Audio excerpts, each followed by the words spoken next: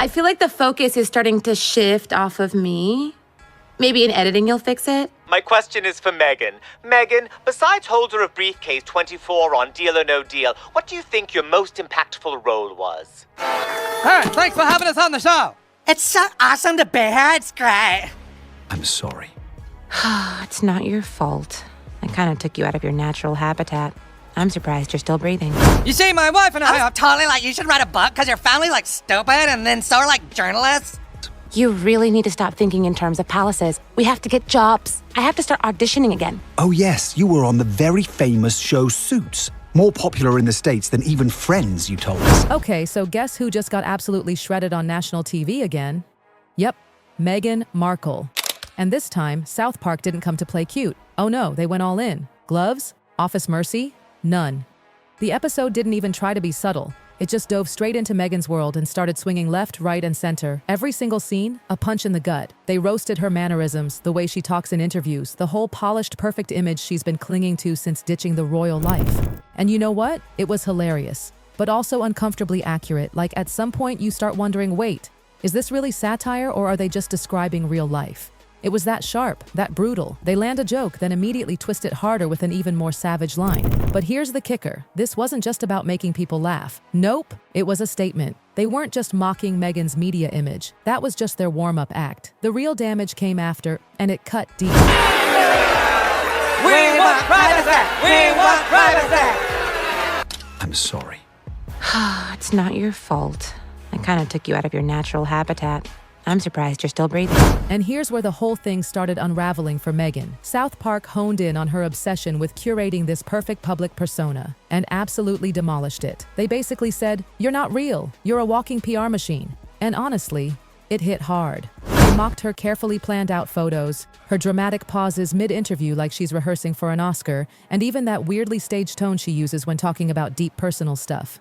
It was savage because it screamed what everyone's been quietly thinking. Meghan keeps saying she wants to be authentic, but everything around her screams produced. South Park dragged that image straight to the ground, saying she's more about branding than being real. Even her vulnerability felt like it came with a script and a lighting crew. It was uncomfortable, hysterical, and freakishly on point, but guess what? That was just their opening act. The next part? They took her whole We Just Want Peace tour and ripped it to shreds. It's been several months now since our beloved queen has died. All Canadians are finding it hard to go on. All Canadians, that is, except for our first guest, the prince and his wife. It's so nice to have you back in London, Meghan. I've missed our little lunches. We've never had lunch together, Kate. Well, we must continue the... Okay, brace yourself because this was wild. Remember Meghan and Harry's infamous We Want Privacy tour? South Park brought that back and doubled down on the roast. They showed them waving giant privacy banners while literally chasing down every camera in sight. I mean, the contradiction was chef's kiss. Meghan's over-the-top outrage in every scene wasn't about wanting peace. It was screaming, look at me. The satire nailed it. They flipped the whole we're victims narrative and basically said, nah, you want publicity. You just want it your way. And seriously, every location, every talk show, airport, stage, it all felt like a stop on their self-produced reality tour. South Park straight up asked the question everyone's been thinking but afraid to say out loud, are they victims or are they just cashing in on the label? And yeah, it gets even more brutal from here. Hi, I'm Meghan Markle. And I'm Harry. Harry. And we're royally screwed. Andy, you gotta be kidding me. I've brought plenty of conflict to the show. I'm sorry, Meghan. It's just not working out. All you talked about all season was your line of ketchup. And you won't believe this one. They came swinging for that Netflix docuseries too. Yep, the one that was hyped up as this deep, emotional peek into Meghan and Harry's truth. South Park was like, nah, this isn't Raw, it's a soap opera with a camera budget. They tore through it, mocking those dramatic camera angles, the slow-mo shots of stairs, and those long, overly emotional monologues that honestly felt like they came from a movie script. They made it clear this wasn't about healing, this was about views. They flipped the whole docu-series on its head. Meghan probably wanted it to rebuild her image, but South Park, they turned it into a big-budget joke. Their message was loud and clear. If you're going to tell your truth, maybe don't make it feel like a Netflix original drama. But oh, it gets worse. The next part hits at the core of what she claims she stands for, activism. So let me start with you, sir. You've lived a life with the royal family, you've had everything handed to you, but you say your life has been hard, and now you've written all about it in your new book, Where? I'm sorry, I'm just really stressed. We're completely out of money. Maybe it's time we dip into your fortune from Suits. There is no fortune from Suits. Yeah, so, about that whole activism image, South Park didn't let it slide one bit. They didn't hold back. They went straight for the jugular. They painted her activism as nothing but red carpet moments wrapped in virtue-signaling hashtags. You want to change the world? Cool. But if your cause has more designer gowns than actual impact, then yeah, South Park's gonna call that out. They showed her popping up for photo ops, saying a polished quote, and then vanishing until the next glamorous issue shows up. It was hilarious and uncomfortable because honestly, it felt way too familiar. The episode basically said, this isn't activism. This is a PR campaign. And it forces you to really ask, is this about change or just applause? But just when you think Meghan's had enough, South Park delivered one of their most ironic punches yet. Hey, thanks for having us on the show. It's so awesome to be here. It's great. I don't know what to do. How are we going to pay for school for Archie? I have to tell you, I never realized so many things cost money. Like this chicken. I bet you had to pay for it. This next part, the irony is almost too good. South Park dragged Meghan and Harry over their royal titles, and it was savage in the best way. They showed the two clinging desperately to that Duke and Duchess branding while also screaming about how evil and oppressive the monarchy is. Like what? They mocked it to the extreme. Meghan going off about how she hates the institution, but still wants to be called royalty. The contradiction? Plain as day. You can't bash the royal family and still cash in on the perks. South Park showed it in the most ridiculous way. Product placements, title drops, all of it. They basically screamed, you can't have it both ways. It was funny, yes, but it completely ripped apart the we're independent now narrative. And the next jab? Oh, it was personal. They came for her latest business project and it was a circus. She hates to eat. You need to knock it off, and you're hitting everyone with that table.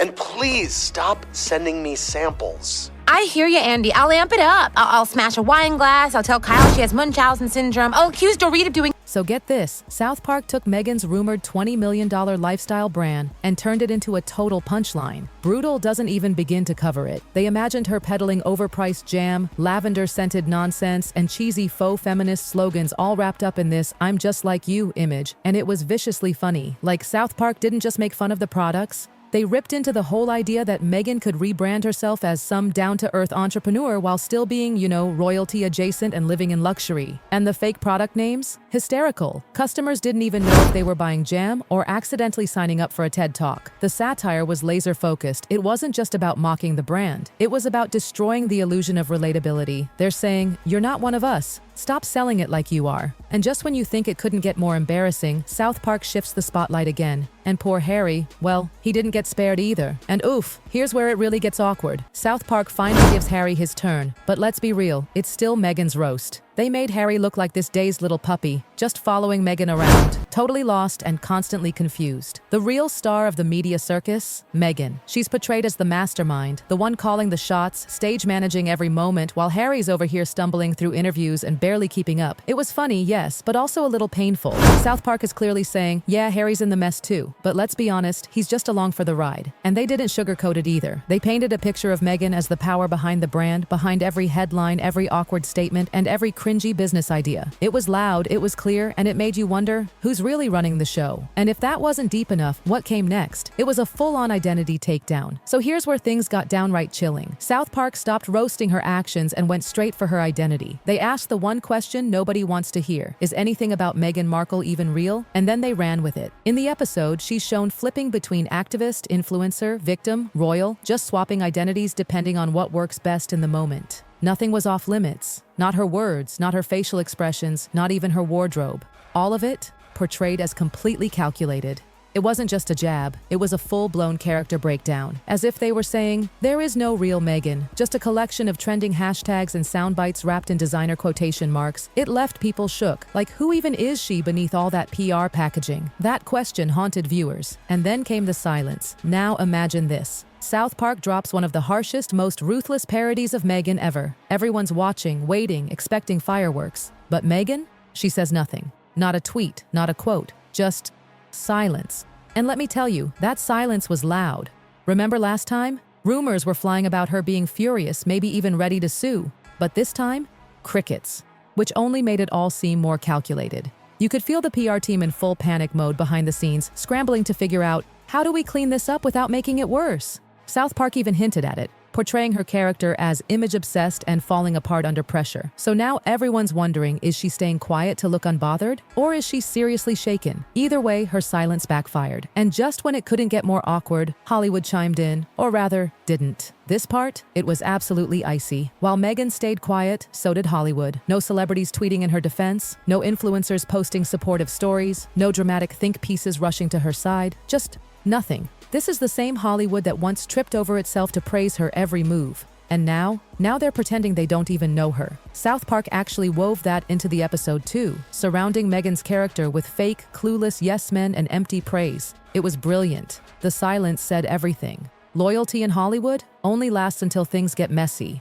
So now the question is, are they done with the Meghan Markle saga, or are they just waiting for the next wave to ride? Either way, she's losing that crowd fast. But the public? Oh, they were just getting started. Because while Hollywood zipped their lips, social media did the exact opposite. The internet went off the moment this episode dropped. Twitter, TikTok, Instagram. Everywhere was flooded with memes, reactions, clips, you name it. People were calling it the most spot-on portrayal of Meghan ever. Others joked, South Park didn't even have to exaggerate much. It was just facts. Memes exploded. People tagged their friends. Parodies of the parody started popping up. It became a full-blown internet circus. And here's the thing. It wasn't just funny, it was personal. Viewers clearly felt like South Park had finally said what everyone was too scared to say. The branding, the victimhood, the speeches, people are tired of it. This episode wasn't just a joke, it was a cultural moment, and it cracked her image wide open. But the damage? Oh, that had only just begun. Because after the internet took over, people started looking at what really holds Meghan's empire together. And it's not looking good. That carefully curated brand, the luxury lifestyle deals, the media partnerships, after South Park aired, they all started looking shaky. The show didn't just embarrass her, it exposed her. The authenticity, the empowerment talk, the realness, South Park tore through all of it like it was paper thin. They mocked every storyline, called out every inconsistency, and left her entire public image full of holes. Now the buzz is that Meghan's team is scrambling behind the scenes, probably plotting yet another rebrand. But honestly, it might be too late. This wasn't just a roast, it was a warning shot. And when your empire is built on image, all it takes is one cartoon to bring the whole thing crashing down. So here's the bottom line. South Park didn't just joke about Meghan Markle, they demolished her. Every piece of her public persona, ripped apart and laid bare. It was brutal, it was brilliant, and the scariest part? It was too real. They didn't need to exaggerate, they just held up a mirror. And what reflected back was messy, calculated, and oh so vulnerable to collapse.